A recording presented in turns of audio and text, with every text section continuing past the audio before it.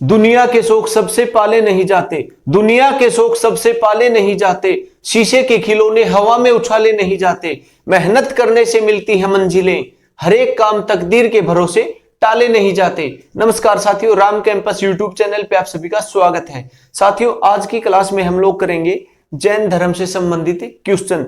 जितने भी एग्जाम्स में जैन धर्म से संबंधित क्वेश्चन पूछे गए हैं या जैन धर्म से संबंधित जितने भी ऑब्जेक्टिव टाइप क्वेश्चन बनते हैं वो सभी आज के वीडियो में हम लोग डिस्कस करेंगे। एक ही वीडियो रहेगा जैन धर्म से संबंधित, इसके बाद जैन धर्म में से अलग से कुछ भी पढ़ने की जरूरत नहीं पड़ेगी। लगभग हर एक एग्जाम्स का क्वेश्चन इसके अंदर से हम लोग कवर करेंगे। साथियों, शुरुआत करते हैं आज की वीडियो की। देखिए, सबसे पहले जैन धर्म के संस्थापक एवं प्रथम तीर्थंकर ऋषभदेव थे। जैन धर्म के संस्थापक, हर एक धर्म का, हर एक वंश का संस्थापक जरूर याद रखना है। जैन धर्म के संस्थापक थे ऋषभदेव एवं जैन धर्म के प्रथम तीर्थंकर ऋषभदेव थे। जैन धर्म में कुल 24 तीर्थंकर हुए। अब ये तीर्थंकर क्या है? जैन धर्म में जैन गुरुओं को तीर्थंकर कहा गया है। जैन धर्म में जितने गुरु हुए हैं उनको तीर्थंकर कहा गया है। जैन धर्म में कुल 24 तीर्थंकर हुए हैं और जैन धर्म के प्रथम तीर्थंकर या उनका संस्थापक माना जाता है ऋषभदेव को। अगली बात देखें, जैन धर्म के 23वें तीर्थंकर पार्श्वनाथ और 24वें तीर्थंकर महावीर स्वामी हुए। जैन धर्म के 23वें तीर्थंकर पार्श्वनाथ, 24वें तीर्थंकर महावीर स्वामी हुए। कई बार पेपर के अंदर पहला तीर्थंकर पूछा जाता है। पहला तीर्थंकर हुआ ऋषभदेव और पूछा जाता है 23वां तीर्थंकर और पूछा जाता है 24वां तीर्थंकर। तो 23वां तीर्थंकर पार्श्वनाथ और 24वें तीर्थंकर महावीर स्वामी हुए। वास्तविक संस्थापक महावीर स्वामी को माना जाता है। ये क्वेश्चन पेपर के अंदर पूछा गया है। जैन धर्म का संस्थापक तो माना जाता है ऋषभदेव को, लेकिन जैन धर्म का वास्तविक संस्थापक माना जाता है महावीर स्वामी को। जैन धर्म का वास्तविक संस्थापक महावीर स्वामी को माना जाता है।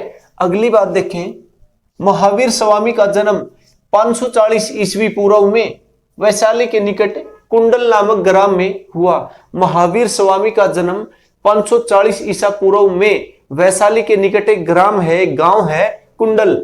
कुंडल ग्राम में इनका जन्म हुआ। जैसे भारत के अंदर बौद्ध धर्म फैला था, एक व्यापक स्तर पे, एक बड़े स्तर पे बौद्ध धर्म भारत के अंदर फैला था, उसी समय, उसी के लगभग कुछ समय बाद एक और धर्म भारत के अंदर अस्तित्व में आया जिसे जैन धर्म के रूप में जाना जाता है। ये दो धर्म भारत के अंदर बहुत बड़े धर्म के रूप में उभर के सामने आए थे।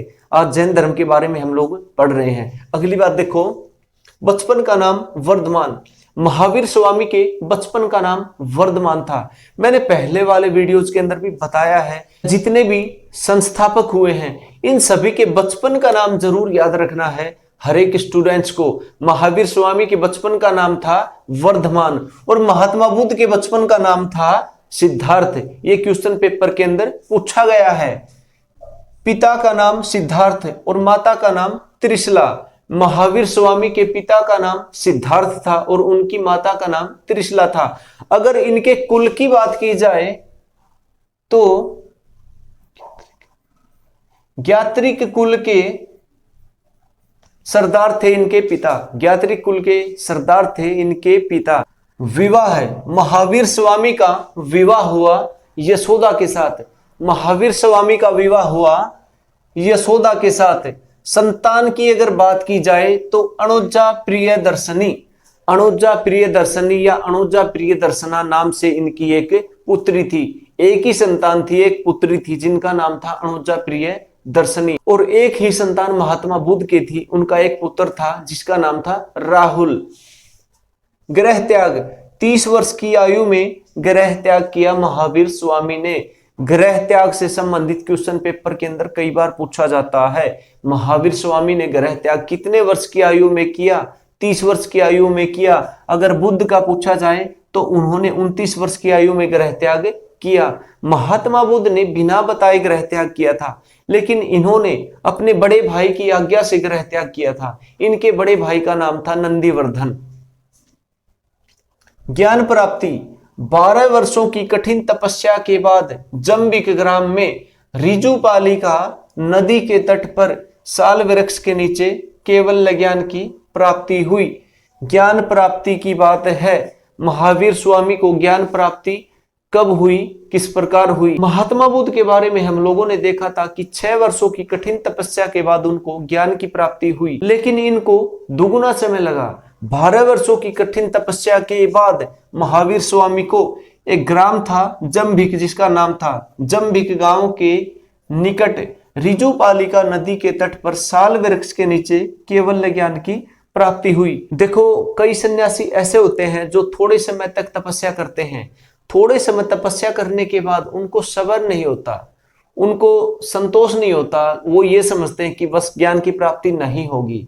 लेकिन ज्ञान की प्राप्ति होती है अगर आदमी दृढ़ संकल्प के साथ, सच्चे मन के साथ अगर तपस्या करता है तो ज्ञान की प्राप्ति होती है। महात्मा बुद्ध को 6 वर्षों की तपस्या के बाद ज्ञान की प्राप्ति हुई, इनको डबल समय लग गया। 12 वर्षों की तपस्या के बाद इनको ज्ञान की प्राप्ति हुई, लेकिन इनको ज्ञान की प्राप्ति हुई, भले ही 12 वर्ष लगे, लेकिन इन्होंने अपना निश्चय नहीं छोड़ा। ज्ञान प्राप्ति का मार्ग इन्होंने नहीं छोड़ा, तपस्या का मार्ग इन्होंने नहीं छोड़ा। 12 वर्षों की कठिन तपस्या के बाद जम्बिक ग्राम में इनको ज्ञान की प्राप्ति हुई। ज्ञान प्राप्ति से संबंधित जो क्वेश्चन पूछे जाते हैं वो पूछा जाता है, एक तो स्थान, किस स्थान पर ज्ञान की प्राप्ति हुई, एक पूछा जाता है किस नदी के तट पर ज्ञान की प्राप्ति हुई, और पूछा जाता है वृक्ष के नीचे, किस वृक्ष के नीचे ज्ञान की प्राप्ति हुई। इनको जिस वृक्ष के नीचे ज्ञान की प्राप्ति हुई वो साल वृक्ष था। साल वृक्ष के नीचे इनको ज्ञान की प्राप्ति हुई। साल का एक वृक्ष होता है। और महात्मा बुद्ध को पीपल के वृक्ष के नीचे ज्ञान की प्राप्ति हुई। महात्मा बुद्ध को किस स्थान पर, गया नामक स्थान पर ज्ञान की प्राप्ति हुई। और महात्मा बुद्ध को निरंजना नदी या फल्गु नदी के किनारे ज्ञान की प्राप्ति हुई। महात्मा बुद्ध को जो ज्ञान प्राप्त हुआ था उसको बुद्ध कहा गया, और महावीर स्वामी को जिस ज्ञान की प्राप्ति हुई उस ज्ञान को कैवल्य कहा गया। जैन शब्द जिन से बना है, जिसका अर्थ है विजेता अथवा जीतना। ये क्वेश्चन हरियाणा HSSC के एग्जाम्स के अंदर पूछा गया है। जैन शब्द किससे बना है? ध्यान देने की बात है, जैन शब्द जिन से बना है, जिन से जैन शब्द की उत्पत्ति हुई है, जिसका अर्थ है विजेता अथवा जीतना।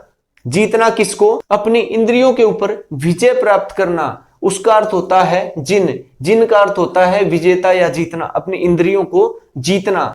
ज्ञान प्राप्ति के बाद महावीर जिन, अरहत एवं निर्ग्रंथ कहलाए। ज्ञान प्राप्ति के बाद महात्मा बुद्ध तथागत बुद्ध कहलाए थे। उनके बचपन का नाम था सिद्धार्थ, वो तथागत बुद्ध कहलाए थे।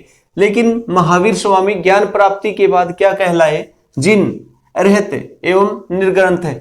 अरहत का अर्थ होता है पूज्य, और निर्ग्रंथ का अर्थ होता है बंधन मुक्त, और जिन का अर्थ होता है विजेता। इनसे संबंधित क्वेश्चन पूछा जा सकता है पेपर के अंदर। इनका अर्थ क्या है, ये क्वेश्चन भी पेपर के अंदर पूछा जा सकता है। प्रथम उपदेश राजगृह में दिया, भाषा प्राकृत।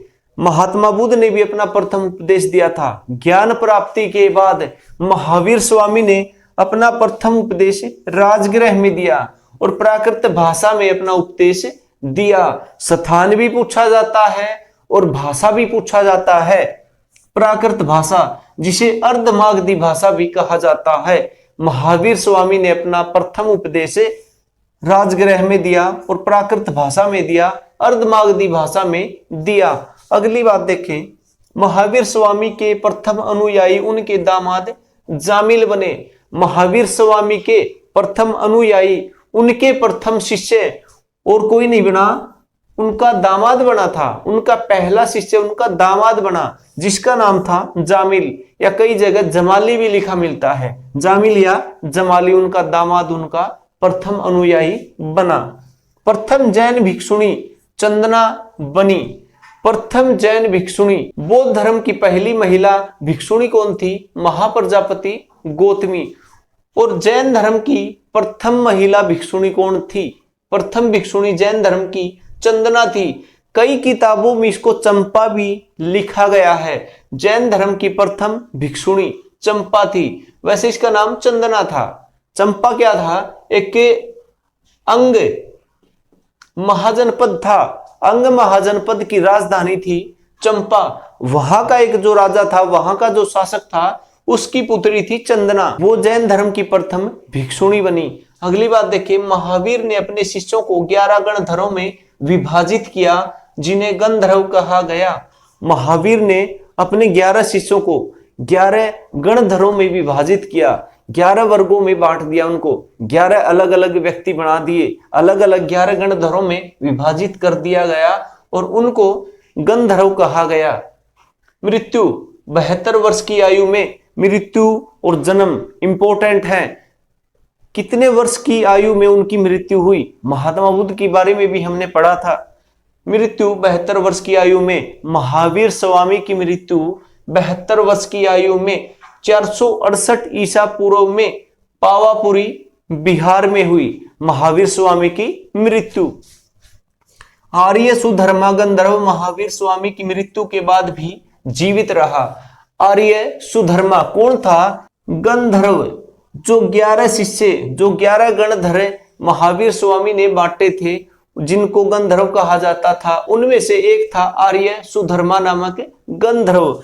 इसकी क्या विशेषता थी? महावीर स्वामी की मृत्यु के बाद भी ये जीवित रहा था। महावीर स्वामी का एक ऐसा शिष्य जो महावीर स्वामी की मृत्यु के बाद भी जीवित रहा था, जिनको महावीर स्वामी ने स्वयं अपना शिष्य बनाया था। महावीर स्वामी को वीर, अतिवीर, सन्मति, जिन आदि नामों से भी जाना जाता है। ये अन्य नाम है महावीर स्वामी के। क्वेश्चन पेपर के अंदर आ सकता है, या तो सभी ऑप्शन देके एग्जामिनर क्वेश्चन पूछ सकता है कि इन नामों से किसे जाना जाता है, या ये सब नाम किसके अन्य नाम हैं। महावीर स्वामी के अन्य नाम हैं। जैन धर्म में पार्श्वनाथ के समय तक 4 व्रत प्रचलित थे। पार्श्वनाथ जो जैन धर्म के 23वें तीर्थंकर हुए हैं, पार्श्वनाथ के समय तक जैन धर्म में 4 व्रत प्रचलित थे। 5वां व्रत ब्रह्मचर्य महावीर स्वामी ने जोड़ा। इंपॉर्टेंट क्वेश्चन है, महावीर स्वामी ने 5वां व्रत जोड़ा। अब ये व्रत क्या है? जैन धर्म के 5 महाव्रत हैं। जैन धर्म के 5 महाव्रत हैं, 5 नियम हैं। अहिंसा, अमृषा, अचौर्य, अपरिग्रह और ब्रह्मचर्य। पहले 4 महाव्रत थे पार्श्वनाथ के समय तक। 5वां महाव्रत महावीर स्वामी ने इसके अंदर जोड़ दिया। महाव्रत क्या है? ये उनके नियम है। पहला अहिंसा, हिंसा न करना। दूसरा अमृषा, झूठ न बोलना। तीसरा अचौर्य, चोरी नहीं करना। अपरिग्रह, संपत्ति अर्जित न करना, यानी कि सांसारिक सुखों का त्याग करना। और ब्रह्मचर्य, ये ब्रह्मचर्य का नियम महावीर स्वामी ने जोड़ा। जैन धर्म में निर्वाण प्राप्ति के त्रिरत्न हैं। जैन धर्म में निर्वाण प्राप्ति के त्रिरत्न हैं। बौद्ध धर्म में भी निर्वाण प्राप्ति के मार्ग बताए गए हैं। जैन धर्म में निर्वाण प्राप्ति के त्रिरत्न हैं, 3 मार्ग हैं। और बौद्ध धर्म में निर्वाण प्राप्ति के लिए अष्टांगिक मार्ग बताया गया था, उसके 8 मार्ग थे और इसके 3 मार्ग हैं। कौन कौन से हैं? सम्यक ज्ञान, सम्यक दर्शन, सम्यक आचरण। सम्यक का अर्थ होता है अच्छा, शुद्ध, पवित्र। सम्यक ज्ञान, सम्यक दर्शन, सम्यक आचरण, ये त्रिरत्न है जैन धर्म में निर्वाण प्राप्ति के लिए। जैन धर्म में पुनर्जन्म, कर्मकांड एवं आत्मा की मान्यता है। देखो, महात्मा बुद्ध ने भी इस चीज को स्वीकारा था कि पुनर्जन्म होता है, और यही बात अब महावीर स्वामी ने भी स्वीकारी है। जैन धर्म में भी मान्यता दी गई है पुनर्जन्म को। अब ये चीज तो माननी चाहिए कि पुनर्जन्म होता है। कई लोग ऐसे होते हैं जो पुनर्जन्म की बात को नकार देते हैं, लेकिन इन्होंने कोई हवा में बात नहीं की, कठिन तपस्या की थी। इसके बाद इन्होंने ये तर्क दिया था कि पुनर्जन्म होता है, और एक्चुअल में होता है। ज्ञान प्राप्ति के बाद इन्होंने ये बात बताई थी कि पुनर्जन्म होता है। पुनर्जन्म, कर्मकांड और आत्मा की मान्यता है जैन धर्म में। आत्मा की मान्यता की बात बौद्ध धर्म में नहीं की गई है। जैन धर्म का प्रारंभिक इतिहास कल्पसूत्र में मिलता है। जैन धर्म का प्रारंभिक इतिहास कल्पसूत्र में मिलता है। प्रारंभिक इतिहास कौन सा? जैन धर्म की स्थापना, जैन धर्म के प्रारंभिक तीर्थंकर, उन सभी का इतिहास जैन ग्रंथ है एक कल्पसूत्र, उसके अंदर मिलता है। जैन साहित्य को आगम कहा जाता है। जैन साहित्य को आगम कहा जाता है। पेपर के अंदर क्वेश्चन पूछा गया है। जैन धर्म का सबसे पवित्र व प्रमुख ग्रंथ समय सार है। जैन धर्म का सबसे प्रमुख ग्रंथ जो माना जाता है, सबसे पवित्र जो ग्रंथ माना जाता है, उसका नाम है समय सार। समय सार नामक जैन ग्रंथ की रचना किसने की? इसकी रचना की आचार्य कुंद आचार्य कुंद ने प्रमुख जैन ग्रंथ समय सार की रचना की। अगली बात देखो, जैन सभाएं, जिस तरह बौद्ध सभाएं हुई थी उसी प्रकार जैन सभाएं भी हुई हैं। जैन सभाएं, प्रमुख जैन सभाएं हुई हैं दो। प्रथम जैन संगीति 300 ईसा पूर्व में हुई, पाटलिपुत्र में हुई और स्थूलभद्र की अध्यक्षता में हुई। किसके शासनकाल में हुई? चंद्रगुप्त मौर्य के शासनकाल में हुई। ये सभी बातें पेपर के अंदर पूछी जा सकती हैं। क्वेश्चन पूछा जाता है तो समय भी पूछा जा सकता है, स्थान भी पूछा जा सकता है, अध्यक्षता भी पूछी जा सकती है और शासनकाल भी पूछा जा सकता है। द्वितीय जैन संगीति की बात की जाए तो 512 ईस्वी में वल्लभी में हुई और इसकी अध्यक्षता दो व्यक्तियों ने की थी, क्षमाश्रवण और देवर्धिगण ने इसकी अध्यक्षता की थी। चौथी बौद्ध संगीति जो हुई थी उसकी अध्यक्षता भी दो व्यक्तियों ने की थी। इसके कारण बाद में बौद्ध धर्म दो भागों में बट गया था। अब द्वितीय जैन संगीति में भी दो लोगों ने अध्यक्षता की है। इसके बाद जैन धर्म भी दो भागों में बट गया। प्रथम जैन संगीति 300 ईसा पूर्व में हुई, पाटलिपुत्र में हुई, स्थूलभद्र की अध्यक्षता में हुई और चंद्रगुप्त मौर्य की शासनकाल में हुई।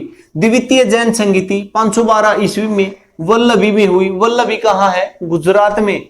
समाश्रवण और देवर्धिगण की अध्यक्षता में हुई और भट्टारक नामक शासक के शासनकाल में हुई। द्वितीय जैन संगीति के बाद जैन धर्म दो शाखाओं में बट गया, श्वेतांबर और दिगंबर। जिस प्रकार चौथी बौद्ध संगीति के बाद बौद्ध धर्म दो भागों में बट गया था, हीनयान और महायान, ठीक उसी प्रकार द्वितीय जैन संगीति के बाद जैन धर्म दो भागों में बट गया। श्वेतांबर कौन सी शाखा थी? श्वेत वस्त्र धारण करने वाले, श्वेत वस्त्र धारण करने वाला जो समुदाय जैन धर्म में था उसको नाम दिया गया श्वेतांबर, श्वेत अंबर, सफेद वस्त्र धारण करने वाले। आज भी हैं, वर्तमान में भी जैन धर्म का समुदाय है, वो लोग सफेद वस्त्र धारण किए रहते हैं और उनके मुंह पे एक सफेद पट्टी होती है। दूसरी थी दिगंबर, नग्न रहने वाले। श्वेतांबर तो सफेद वस्त्र पहनने वाले और दिगंबर जो थी वो नग्न अवस्था में रहने वाले सन्यासी थे जो किसी भी प्रकार के वस्त्र धारण नहीं करते थे। क्यों नहीं करते थे? क्योंकि नग्न अवस्था महावीर स्वामी ने ही शुरू की थी। ये देखिए, महावीर स्वामी जो नग्न अवस्था में ही रहते थे। महावीर स्वामी नग्न अवस्था में क्यों रहते थे? महावीर स्वामी नग्न अवस्था में क्यों रहते थे?